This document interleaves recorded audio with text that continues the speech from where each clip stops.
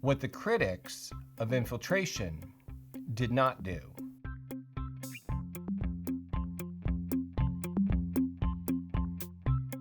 Are you at all concerned with what the confusion in the world today is doing to the church of tomorrow?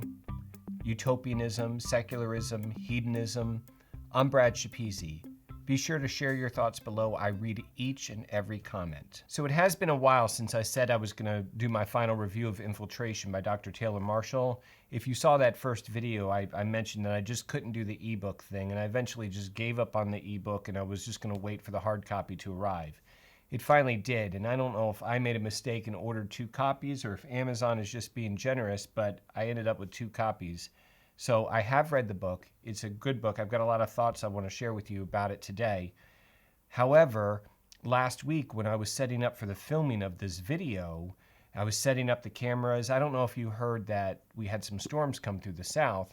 Well, that night 2B1 was in the studio and they were practicing their set on the stage behind this camera. And I was setting up the cameras for filming the next day when all of a sudden this thing right here and the rest of it, which used to be 200 feet in the air above my head, came crashing down into my driveway. Now, praise God, nobody was hurt. It missed the house by 1 inch, but it took out the electric line and pulled the electric meter completely off the house. So we went back to the Stone Age for a couple of days here, and I couldn't complete this video. But over the course of that time, there's been some criticism that has arisen for this book that I'd like to address in this video, because there's some particular phenomena to being Catholic in the 21st century that's just, I think Catholics in previous ages, that they didn't have to deal with these particulars. Now, they had their own challenges in their day. I'm not saying that they didn't, but there's some unique things that we deal with, and I think no other Catholic has ever had to deal with throughout history. And Dr. Taylor Marshall provides an explanation for why that is, why we have these unique particulars in our day that didn't necessarily exist at different ages in church history. What do I mean by that? Well, we do apologetics. I know many of you watching this channel do, and I've recommended these books like this in the past. But there's this unique thing that happens when we do apologetics, and I'm sure you've experienced it as well, that when you engage somebody in defending the faith, or let's say you're evangelizing somebody who's considering the possibility of becoming Catholic, and you begin this process, the thing we have to deal with at the beginning of this process that I think maybe past generations didn't have to, is we have this awkward apology that we have to make for a sex scandal that didn't necessarily have to happen in ages past. And then if we can get past that roadblock, which is very difficult and very rare actually to get through that roadblock, once you get through that roadblock and you go through the process of apologetics and you make a case for this faith, if, praise God, you are successful and you convince a person to go visit Mass or to join RCIA or to investigate the faith a little deeper, read the catechism, whatever, they're willing to take that next step, then you have this awkward feeling inside where you realize, oh no, I can't let them go to that parish, or that you've got to pull a map out that's got X's and O's on it because you're afraid that if they go to any number of those parishes, that the people at those parishes, the RCIA program or whatever, those people will completely unravel everything that you've just built with this person. You have to give them 3 parishes in your city that you feel confident that if they go to those parishes, that they'll get true Catholicism. That's a phenomena that I don't think has existed at any other time in the history of our faith. That's something we deal with. And until the last year and these particular discussions, and most notably this book, there was no explanation as to why I felt that way, why I was afraid to send somebody to that parish or that parish. Why did I feel the need to explain to somebody that they had to drive an hour out of the way to go to another parish? Baptists don't have that problem. Baptists will say, just get a King James Bible and go to any Baptist church in the whole world, and they're confident with that. we don't have that experience. Now, the critics of this book, in their articles, did not have an alternate explanation for that phenomenon. Taylor Marshall did. He did have an explanation for that phenomenon. And something else that is weird about being Catholic in the 21st century is this phenomenon of silence in the face of the sexual abuse crisis. I mean, at best, people in roles of authority, at best, hesitate to act, but most often are just silent. They're just completely silent. And I find that dramatically strange. And I don't know of a logical explanation for that action or inaction, aside from what Taylor Marshall has presented in this book. And his critics haven't presented an alternate explanation for that type of behavior from people in positions of authority. Now, I've got this, I serve as the administrator to Ladare. If you haven't heard of us before, you can check us out at ladare.org, but we're just a small community of Catholics who've come together. We evangelize in different methods and different manners. This here is my poor effort, but we come together for the purpose of evangelizing against the errors of our time. And I was, as the administrator of this community, I was in a bad position maybe 2 years ago. I think it was during the presidential election. One of the individuals that evangelizes through this ministry, what's the best way of putting this? He was getting very, very, very enthusiastic about his presidential candidate during the election, and he was expressing a lot of stuff on his own personal social media that just was not representing Ladare very well. So I had to make a decision, and I made the decision to pull all of his content off of all of our sites. And it was a difficult decision, but I didn't make the wrong decision. I made the right decision because this faith, this is not my faith. This is not his faith. This is the faith that was handed on to the apostles by Jesus Christ.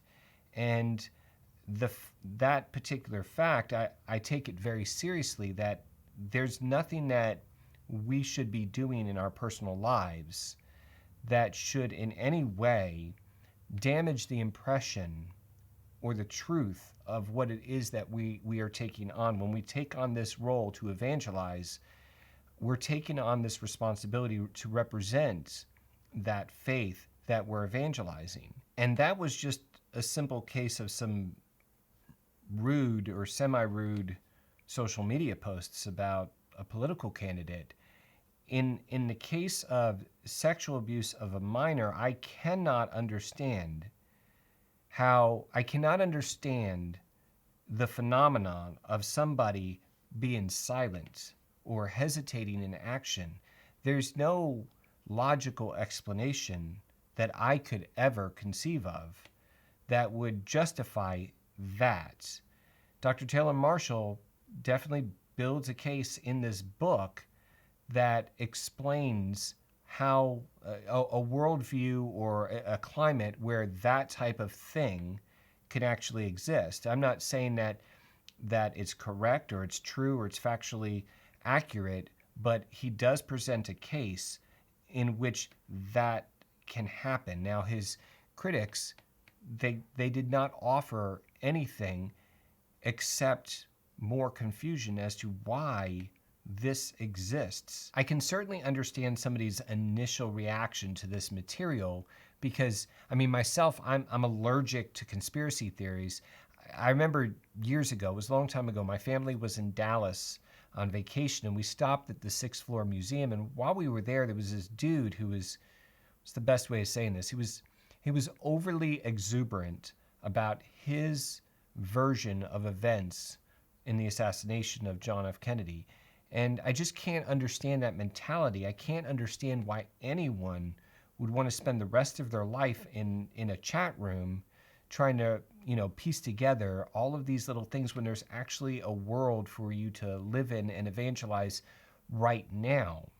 But you don't have to be, into conspiracy theories, or you don't even have to be a very intelligent person to just kind of see that the narrative that we've been handed, or the narrative that the liberal media is presenting to us regarding the sexual abuse crisis, it's not adding up.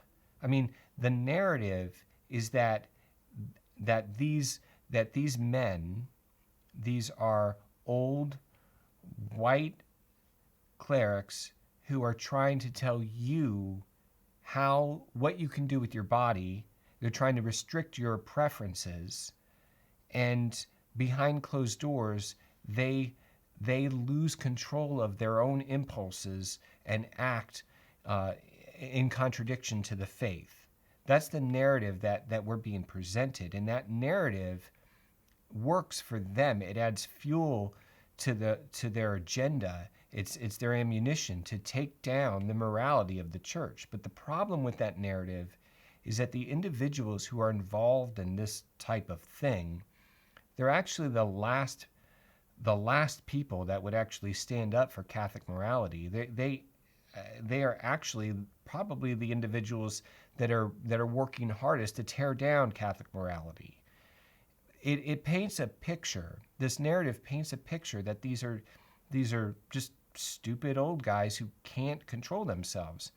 But if you look at their lives, that narrative doesn't hold water at all. These guys have been very meticulous and calculating to develop a political career, to climb the ladder of success, and to get where they're at right now. You can't convince me. I don't think you can convince anyone that these are just stupid old guys who can't control their impulses. It doesn't make sense. So there has to be another explanation. There has to be an alternate explanation. And I felt ever since this news broke last summer that there was something else at play. Why would these reasonably intelligent, calculating men take such a risk?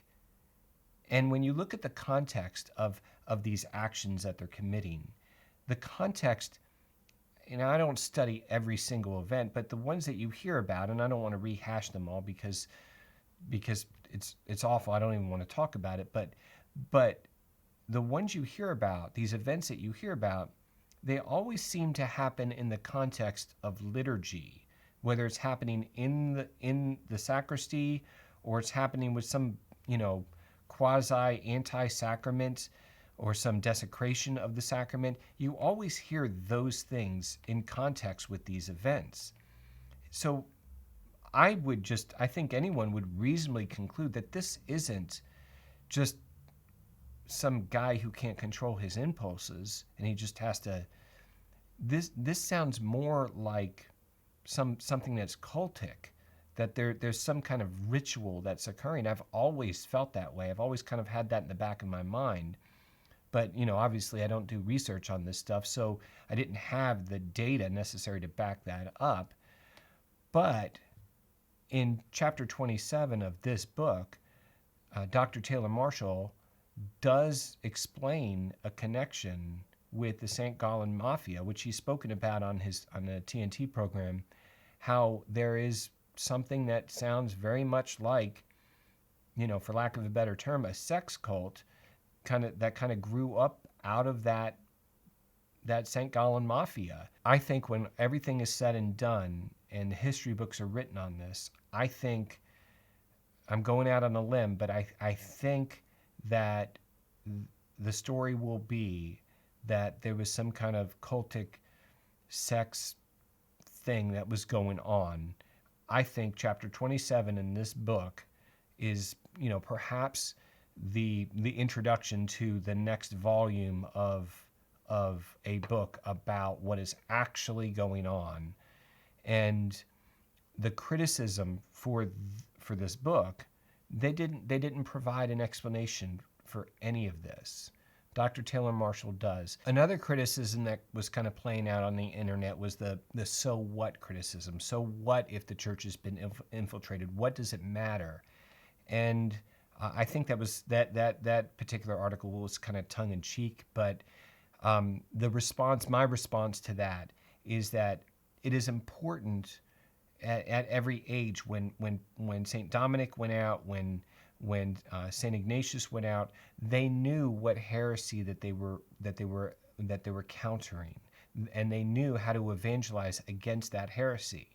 I think it's important that we today, at this time, in this age, that we very, very clearly define the heresy that it is that we are evangelizing against, or else we're not going to be effective. And that's where a document like Pascendi would come in really handy for evangelists today, because in that document, the Holy Father actually defines the heresy, the synthesis of all heresies, modernism, and he outlines the tools for defeating modernism as being the patristics and Thomism.